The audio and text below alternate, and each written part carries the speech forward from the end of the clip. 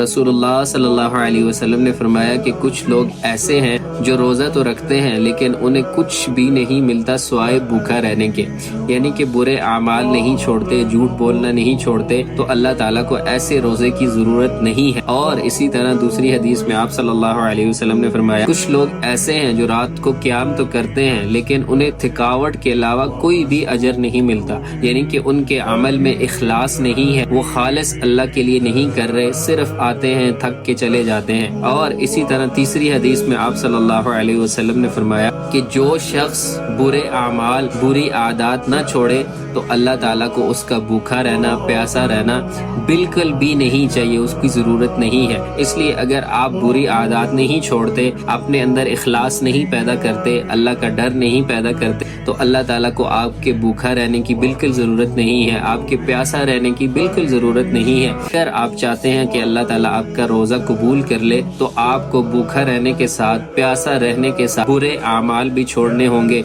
झूठ भी छोड़ना होगा, तब जाके अल्लाह ताला आपका रोज़ा कबूल करेगा। वरना अल्लाह ताला को आपका भूखा रहना, प्यासा रहना बिल्कुल भी नहीं चाहिए, उसको आपकी ज़रूरत नहीं है बल्कि आपको उसकी ज़रूरत है। इसलिए अपने अंदर इखलास पैदा करें और खालिस अल्लाह के लिए क़याम करें और खालिस अल्लाह के लिए रोज़ा रखें। जज़ाकल्लाहु खैरा।